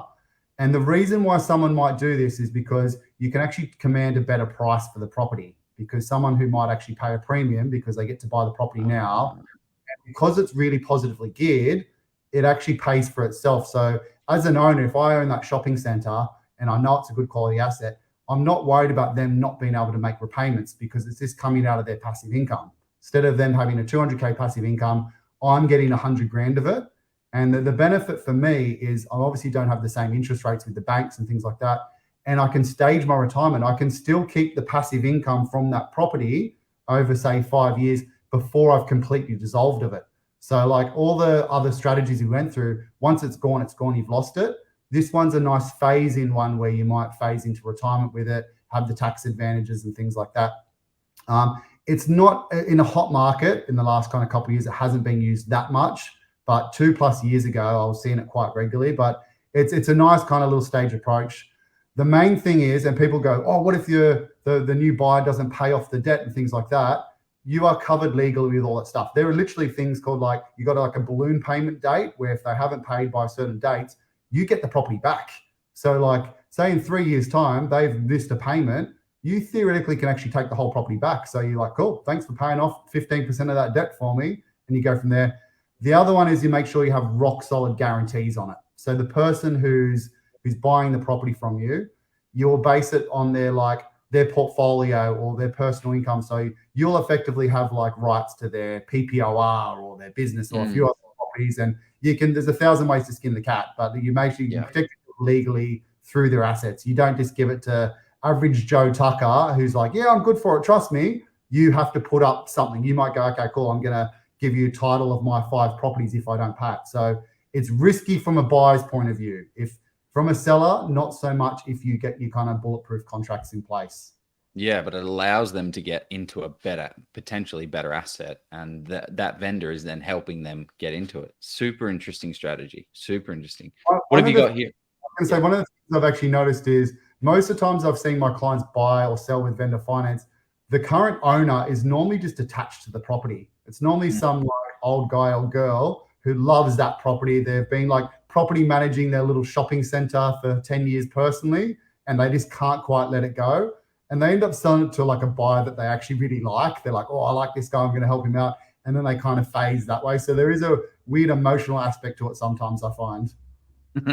Well, just letting you know, we have people here that are happy to sell to me with vendor finance. So that's what matters the most. What have you got, Jordan? What are some of the pros and cons of this sucker? Yeah, I've got one clear con pro, which is essentially it's an easier financial transition out of property than just a hard sale. So as Steve mentioned, you get all those benefits of the income and everything else like that as you negate or move out of the portfolio. It's not like this hard line in the sand, all of a sudden you lose your passive income. Some of the cons, and Steve covered these really well, but not all buyers might be open to vendor finance. So like if this is your planned exit strategy, it might be limiting your buyer pool to who you can potentially vendor finance through. And obviously it's a different game in the commercial space as well. Again, if it's like a planned thing that you know you want to do in sort of 15, 20 years, government or regulation policy may change. And I guess that's a risk for everything, but you never know what might change between now and then if it's like definitely what you want to do. And then the final con that I had is the finance potentially falling through. But I think Steve covered it really well in terms of what you can do to help protect yourself in that situation. Yeah, here's a question that's popped up. Will the banks lend to the purchase through a vendor finance? Steve, that might be aimed at you. So that's the whole point of vendor finance is you're getting the finance from the seller. So it's separate to the banks. If their question is, can you still get bank finance? Yes, you can still get your 50% or 70% LVR, and then part of your deposit might actually come from the vendor finance. For instance, you might have 20% there, but a lot of it's actually done elsewhere. It gets real complicated when you try to marry up both of them. Banks typically don't like it, and every time I've seen it happen, it's just an absolute mash-up that lasts for 3 to 6 months for finance. Yeah, I can imagine. There's a question here. Anything we should be wary of when it comes to vendor finance? Yeah, I sort of covered it before with basically making sure the guarantees are rock solid. Like you're trusting that that person's going to pay you back. So you're effectively the bank. When you do vendor finance, you are a bank. So you want to be doing the same checks, if not more, than what the banks are doing to ensure that you actually get that back. And then that's where you set the rules for if they miss a payment, what happens, what the interest rates are, if you want to do it that way. Yeah, it's like a joint venture with the party that owns the property, right? Like, effectively, right. And then, what are the exit strategies if they don't pay? Like, what do you get? Do you get the property back, or do you get to force them to sell one of their PPIs and things like that? So it's not for the everyday investor. Don't go into this if you think, oh, I've got a couple of properties, I might buy this property through vendor finance. No, make sure you know what you're doing. You need to be a kind of experienced investor with this one. Okay. Given this is a bit of a more like commercial space focused, how is the commercial space going at the moment? Like, I'm super curious around like all the different types of investments and everything else. Like, I remember like in the middle of COVID, everyone was worried about like, oh, what are all these office spaces and CBDs going to do? And like all these different types of investments that are like commercial focused, but we're so worried about the best case or best use scenario. Like, how is the commercial space going at the moment? It's really strong, as we all know. So same thing as residential. It's softened a little bit. So we are getting a little bit like 0.2% more cap rates on buys. But like in terms of office space, I've never really liked office space anyway because it's too prone to oversupply. They can build a 20-story skyscraper next to an oversupply. However, I am actually starting to buy some office space for clients, normally in the kind of lifestyle type regions. So where people like sunny and areas like that, where it's not zoned that they can go over 2 levels, so I can limit the supply there. And then they're nice kind of open spaces, still got a little warehouse or something like that. But that's because I can get a bit more clarity now about the numbers, because I can actually see, okay, people are coming back into office where that kind of balance point is. So I'm not against offices, but it's got to have this fundamental. It's got to have land component and lack of supply. Supply and demand is how it kind of goes with everything. Suburban retail, that's still doing really strong. So people are working from home 2-3 days a week. So all the local cafes, medical centers, CrossFit gyms and all that type of stuff are still going really strong. So I've always liked suburban retail because you get sticky tenants. So once they're in that location, they don't move. They're based on that location. If they're successful, they open another coffee shop or another medical center in a different location. So you get a good longevity of tenant with those. But the big one at the moment is industrial properties. So like last time I spoke to you guys, I was saying, vacancy rates are down at like 1.6%, which is really attractive because that's like a residential vacancy rate. They're down at 0.8 to 1.2% now. Ooh. So there's a huge undersupply of it. We're actually the lowest vacancy rates we've ever had for industrial. And globally, Australia has the lowest vacancy rates for industrial. And this is kind of what I alluded to before about things aren't so bad. Like people have money, people go, oh yeah, but rents won't go up. And I'm like, I don't think you understand what vacancy rate means. Vacancy rate means it's in demand. Like the shorter, the more people are looking. So for me, buying an industrial property on a 0.8%, when people say, I don't want to buy commercial because it's too high risk in terms of vacancy, that argument's out the window now. You've got 0.8%. So as long as you're buying in a good area, again, don't do something stupid. Don't go buy it in a greenfield estate where they're building new warehouses and go, oh, Steve said Brisbane's got a 0.8% vacancy rate. That doesn't apply. Like it's the same as residential. You don't go and just buy in a mining town. So still look at the numbers. But if you're buying like an industrial estate and it's surrounded by residential and that residential population is growing, and the vacancy rates are like 0.8, 1% for that industrial estate, I find it a hard argument to say that property is not going to be in more demand in 5 or 10 years' time. Because you're still going to need more car mechanics, spray painters, wholesalers, distributors, storage. Like that demand's only going to increase. And guess what demand does? Causes increases in rent. Guess what increases in rent do? Capital growth. So I find it a hard argument to say those types of assets aren't going to give you more passive income and capital growth. The argument I'm having with most investors at the moment is how are interest rates going to kind of play out? Like how is that affecting it? But however, rents are going up drastically. And sorry, I know I'm rambling, but like in the last quarter, CBRE reported 8% across the board, every capital city, 8% rental increases over the quarter. So not even the whole year, 8% over the quarter. So most of the leases, and this is part of the hard thing with commercial, is you don't realize big increases for 2 or 3, 5 years because the leases are long.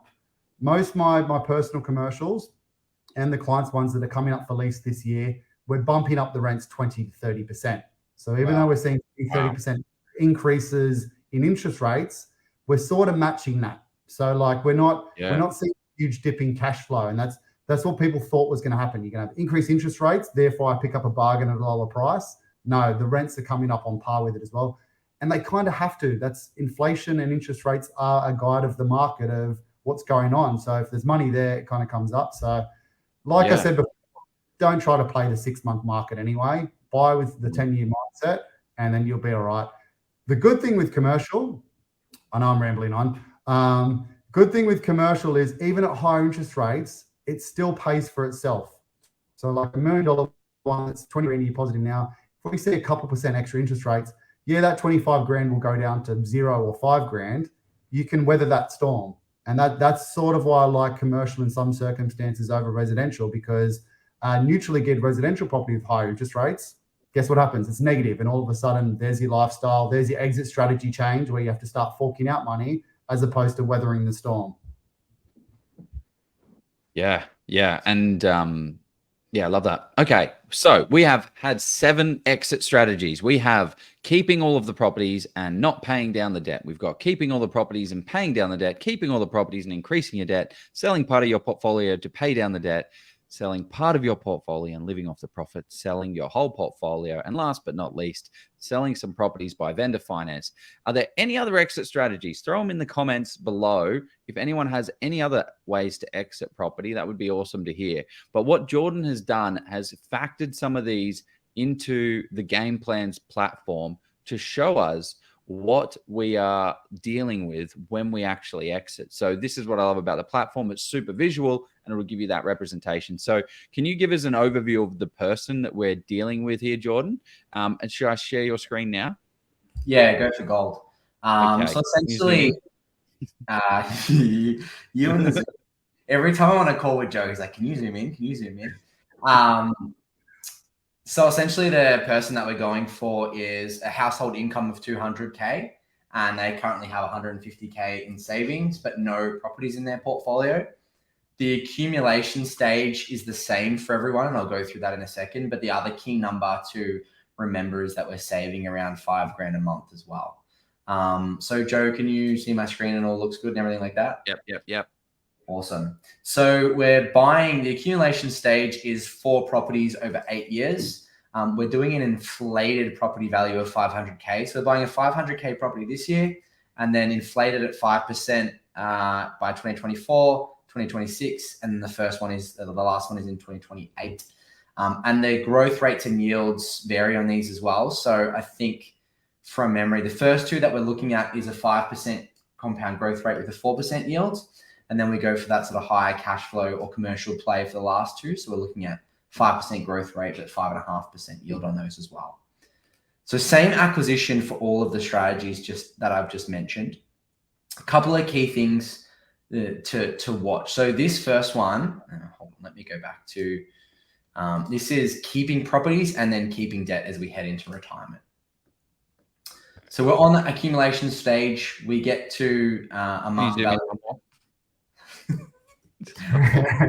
One more. One more? Yeah. But then they go to okay, one less. Okay. Yeah. Better? Yeah. So we get to 2.6 in 2028, and then over 30 years at that 5% compound growth rate, we get to about 8.6 over that longer term time horizon. So if we just leave the portfolio as is, accumulating over time, we end up hitting a passive income goal of 100K over about a 14, 15-year period. And we allow that to continue. Now, the exit strategy, or that sort of line in the sand that we've been talking about that doesn't exist, is in 2042 for every single one of these strategies. So we're going to walk through how that looks like. So the exit strategy for this one with retaining our debt means we still get 100K passive income, but we go from 189 down to 100 because we're rolling over to P&I in that time frame. So essentially we're paying 90K towards principal on an annual basis now, whereas if we stayed interest only, we'd have that 90K remaining in our bank account or going into the offset account. So we've still got that passive income coming through over that longer term time horizon, and it increases as we head into retirement, but it does drop down when we do that P&I rollover. The thing is though, that we're still heading into retirement with debt. So if we change, we're not going to offset our debt. What we get is we're still heading into retirement. If our retirement stage is 2041 or 2042, we've still got circa $2 million worth of debt heading into retirement. At the peak, it was closer to 2.06, but we were staying interest only the whole way through anyway. The key thing to watch here is our savings does continue to come down over time, which is okay because it's not going down to zero. We're still paying for our living expenses. Our current living expenses inflated in that year. But at the same time too, we're paying principal down and we have that passive income coming through over that longer term time horizon.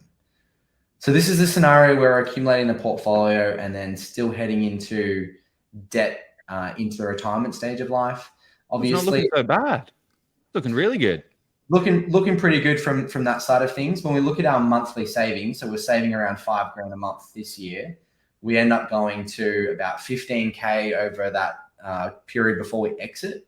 Then we do actually go negative for about 3 or 5 years there when we're rolled over to P&I, but then we go back into the surplus. So we get through that period just with our cash, and then we're looking pretty good from that side of things. Super. The second one that we're going to go through is our keeping the properties, but we're going to pay off that debt completely.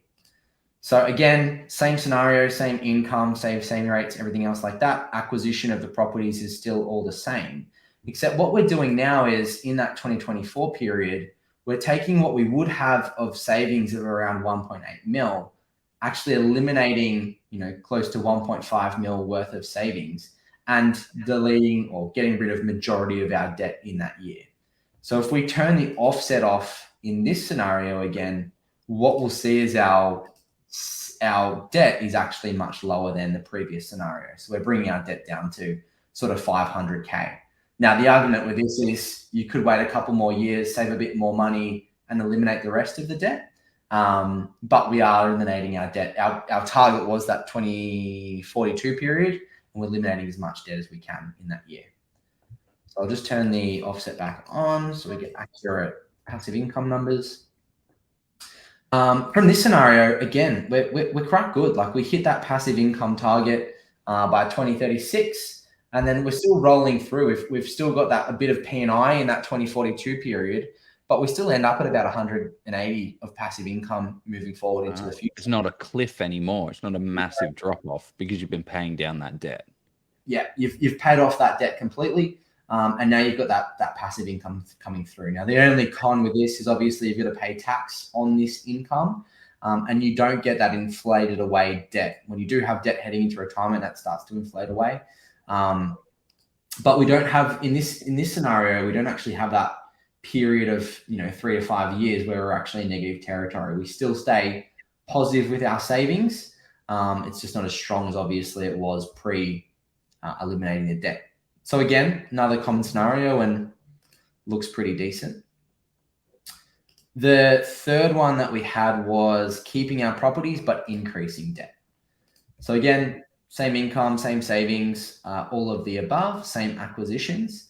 But what we can see now is where essentially, and this is that more riskier scenario instead of Steve's, like if you had a PPOR and took a bit of money out, but what we're actually doing here is in 2033, 2037, and then 2042, we're refinancing the portfolio and pulling that debt out as we start to go along.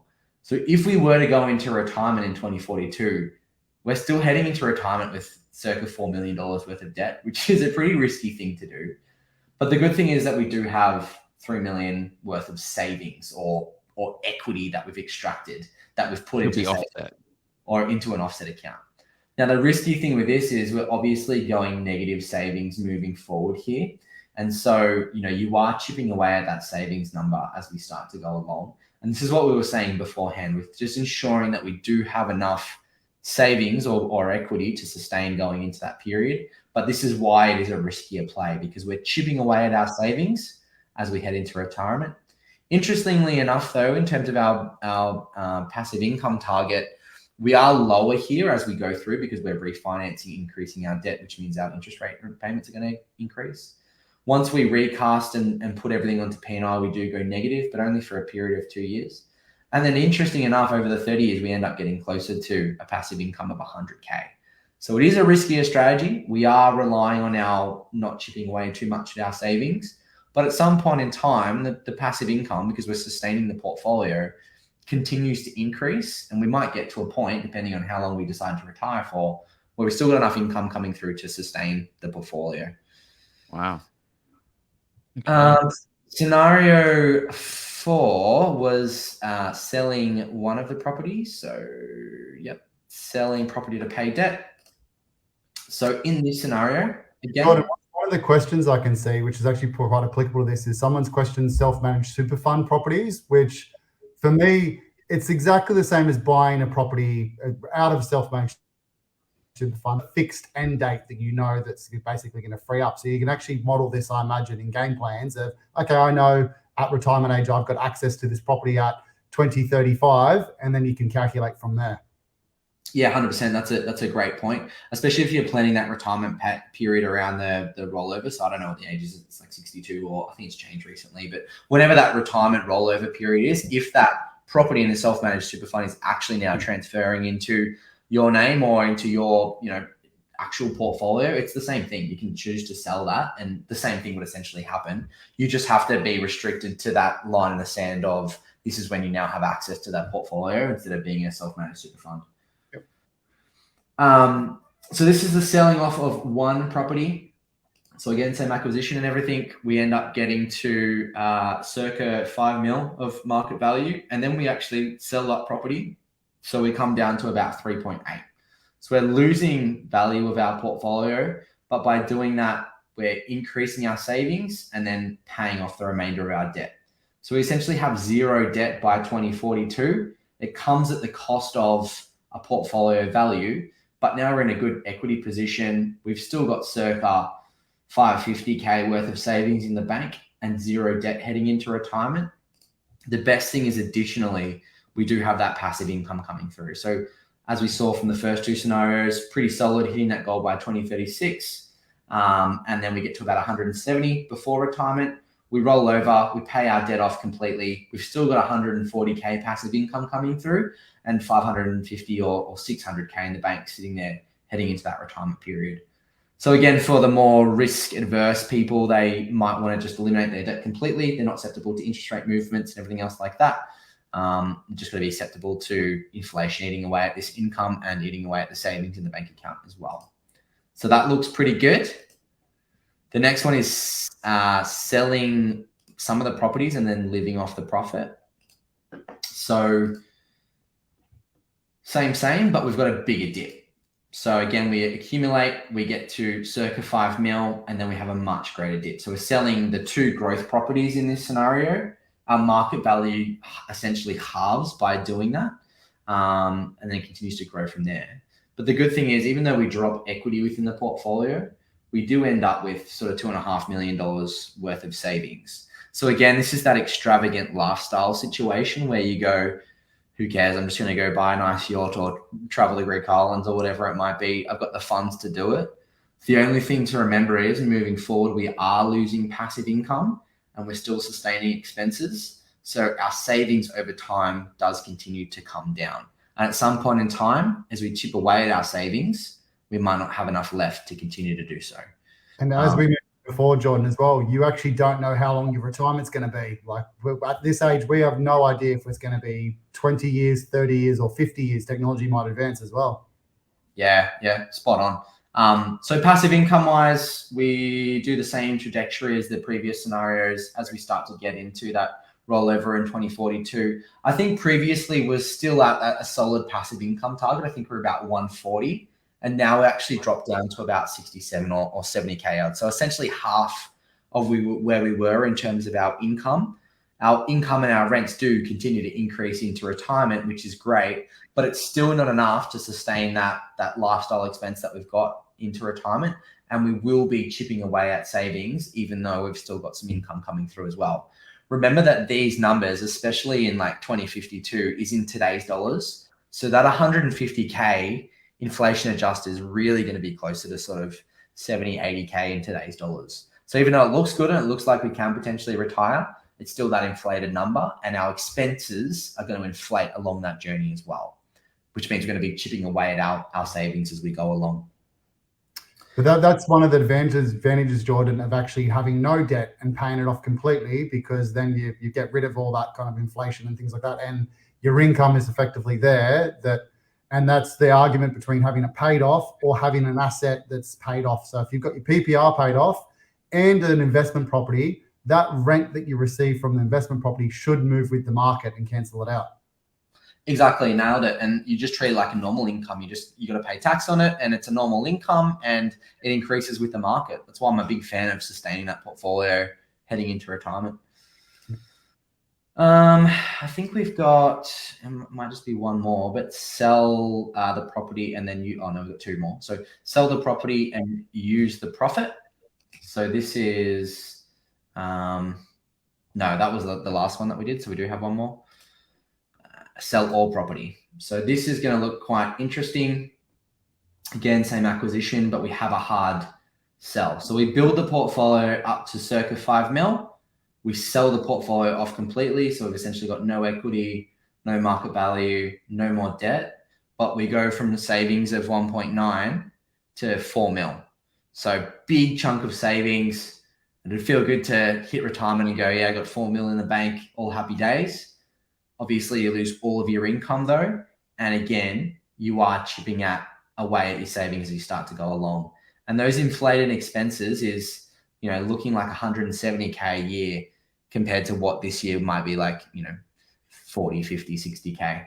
So those expenses are increasing with the economy as well. You don't have that income coming through and the growth through the economy of the income coming through. So essentially you're just having that lump sum, it's getting inflated away and you're chipping away at it.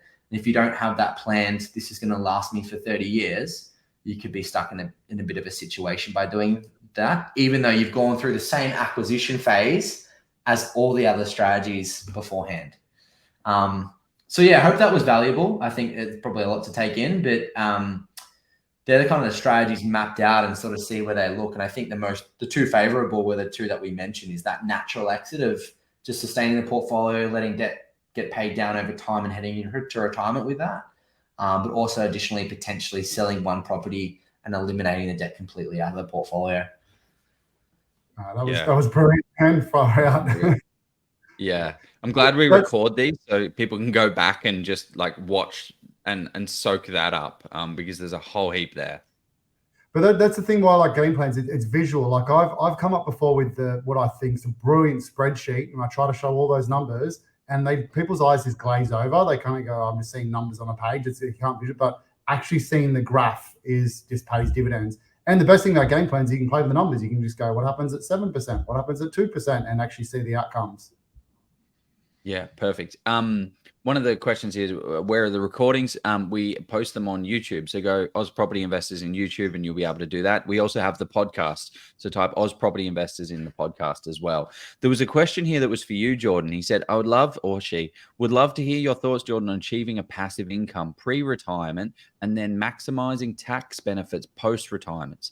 100K passive income pre-retirement sounds great. 100K passive income outside of super post-retirement is the difference of 30K in the pocket every year.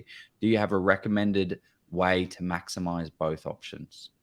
Yeah, it's a really interesting question. I think the best way to tackle it is that situation I was talking about beforehand. Is a lot of people get confused around, well, if I'm earning 100K from my income, but I'm still saving 2, 3, 4 grand a month now, do you really need to continue to save that 2, 3, 4 grand a month into retirement?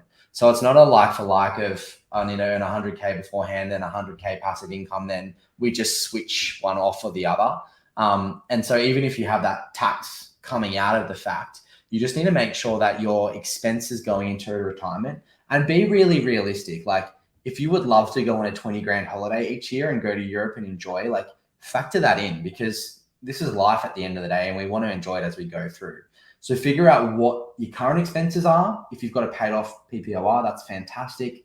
If you love going on a holiday, that's fantastic. But how often do you go out for dinners? What is your monthly costs? What is your monthly overheads?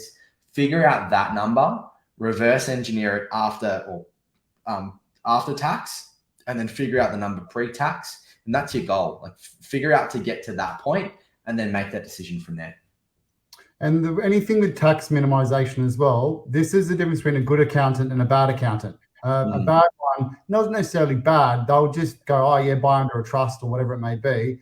A good one will say, okay, what are you actually trying to achieve with this property over what time frame? Like, what's the plan with it? Are we selling it? Are we buying it? Are you going to live off the passive income? And then that's where you'll decide whether to kind of put it under your spouse's name or the family trust, or how you do the beneficiaries and things like that. So that you'll never understand that better than you're an accountant. And I find I used to be the same. I used to be so arrogant with this stuff that, oh yeah, I can understand all of this. No, I'm not going to beat an accountant who's been doing it for 15 years, who knows it inside and out. Same thing with finance. And that's where you marry up all the team. Yeah. And every expert has their own kind of bias as well. Like, the legal side of things are more focused on risk. So if you talk to a lawyer, do I need a trust? Oh, absolutely. You need a trust because of risk. You talk to an accountant, you need a trust because of tax savings. So you need to have your team talking. That's a massive part as well. Have your accountant talking to your mortgage broker, and your mortgage broker talking to your buyer's agent talking to all the team members. Because when that syncs together, it meshes so much smoother, and everyone's then on your side, and they're working out all those little niggly bits to make sure that they're optimizing and getting you the best outcome. Yeah, there's nothing worse working with multiple people and them all telling you something or having their own opinion, and then like you just being completely unsure around what to do.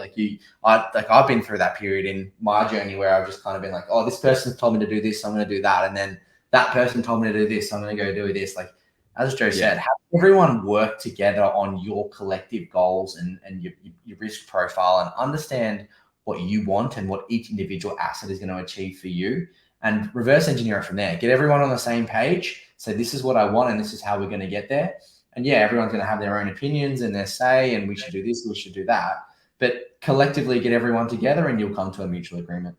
Same as especially with your broker and the accountant, that when you say they're on the same page, they have to have the same mindset as you as well, because it's very hard to get an accountant who loves negative gearing trying to convince you to buy an off the plan to be on board with a passive income strategy. So find an accountant and a broker who's, if not achieved what you want, is at least heading there as well. And that way you can work together and you'll like each other. You'll actually have some good phone conversations and emails and Zooms, as opposed to them being transactional.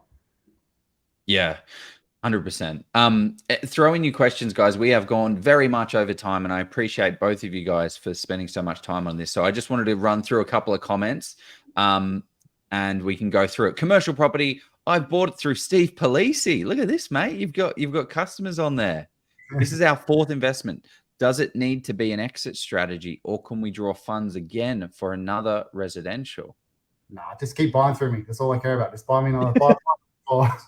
No, okay. So it depends on what we're trying to do and just reach out to me personally, obviously, and we'll go through it in finer details. But it just depends on what we're trying to achieve over what time frame. So if we've got enough passive income now that can service a residential loan and get a bigger LVR, and we've got 10, 15 years to plan, then we'll switch back to residential. And I find that with a lot of people, like, you'll buy 2 or 3 resi, then you can get a commercial, and that's enough to kind of squeeze out another resi. And as you build your net base, you'll kind of start doing 1 for 1. And then even some investors have got, like, you buy 2 commercial to the 1 resi. And then you get guys who or girls who just want to keep buying commercial. That it's like, cool, I want to increase my passive income from 100 to 120 to 140. And they'll just keep doing it, which is where I'm kind of currently at. So, like, me personally, it sounds arrogant. I don't care that much about capital growth anymore. Like, I still want it as a safety net, but I'm all for lifestyle. Like, I've got enough properties now where I'm going to be okay financially. So for me, it's just increasing lifestyle and paying down a PPOR. Whereas if you're like halfway there, then okay, you want to keep building. So there's no right answer. Just what time frame versus what the end goal is, and then marry that up with your borrowing capacity. And one point that like Steve actually taught me, which was like a good mind shift, is like there's this common theory out there that commercial property doesn't grow, and it's like cash flow versus growth. But like a commercial property that's worth 200K over a 20-year period can't just go to like 300K. Like it actually has to grow with the market. And so I think there's a misconception out there is like, oh, if we go commercial, that's it. We're going to lose out on growth. We're just going for that cash flow play. Like, and this is like that generational thing as well. Like some people are like, oh, I should just go for like super blue chip assets and I can pass millions of dollars on to the next generation. But like, does it really matter? Like maybe they would prefer 200-300K worth of income coming through in retirement plus an asset base already. Yeah, it might not be like $2 or $3 million in advance, but you're still handing over an asset base that they'd be better off with than without. So like really think about all those different things and how they work and what it is that you want before you transition back and forth between residential and commercial. Yeah. This has been an absolute masterclass in strategy and exit strategy, something that I don't think is ever really talked about. I think we will wrap it up there, gentlemen. Thank you both very much for taking the time. Steve, thank you very much, Jordan, for giving us the run through. Steve, if people want to learn a little bit more about you, where can they go to learn more? Just send me a Facebook message, private, get slide into my DMs. I respond to everyone within kind of 4 or 5 hours. So just, shoot me a message or go to paliseproperty.com and send an inquiry form. I've got lots of freebies on there, heaps of like commercial spreadsheets and stuff like that, sample property plans you can download. So just reach out and I'll get back to you. Yeah, and also one thing, you've got the commercial property book, and I think people that are kind of scared of commercial property, you've built that book, and it really is just a step-by-step guide explaining everything for commercial property, and it gets you comfortable and be like it's just like risk is one of those things where people are like, oh my gosh, there's too much, I just don't understand it. But as soon as you understand it, then the risk gets taken away a lot more and you feel a lot more comfortable with it. So have a read through that book, and that should help answer a lot of the questions that you might have, so you can then have a more informed conversation with Steve. Use code OzProp as well if you want 50% off. We do not get any money for that, unfortunately. So do whatever you want. Use the code FREEBOOK, in fact. Yeah. I get some people like they're giving me grief for giving my book away for free. I'm like, I don't just like have an infinite amount of books. I actually have to pay for them. Like it cost me $12. Like I'm giving you money, and they're like, "Oh, this is bullshit." Sales technique. I'm like, I gifted the other day. I was like, "Oh, Steve," I was chatting to a client. I'm like, "I want to send them the commercial book," and then I'm like, "Oh, I'll get Steve to send." I'm like, "Screw it, I'll just do it on the thing." I'm sure free book still works, and it does. Sorry, mate. Jordan, thank you very much for your expertise. How can people learn more about you, mate? No stress at all. Just Jordan at gameplans.com.au if you want to get in contact with me. I'm most prominent on Facebook and LinkedIn probably, but I also work pretty closely with these two blokes. So if you end up going through them or talking to them, we all work collectively together. So yeah, I'm kind of everywhere. Yeah. Well, Steve and I both realize how important property strategy is. I am not the expert in property strategy. That is why I have Jordan as my head of strategy. And the first point of everything, before you start buying a property, before you do any of that stuff, you have to get that strategy down pat. And then out of that strategy, you know where you're going. What is your ultimate goal? And what are the steps that are going to allow me to get there? And then you create that property plan, which is what is this exact next property going to be? And then you can go out there and get that next property. Thank you very much, gentlemen. Reach out to these guys if ever you want to have a chat, and let's go buy a property. See you later. Thanks, guys. See you guys.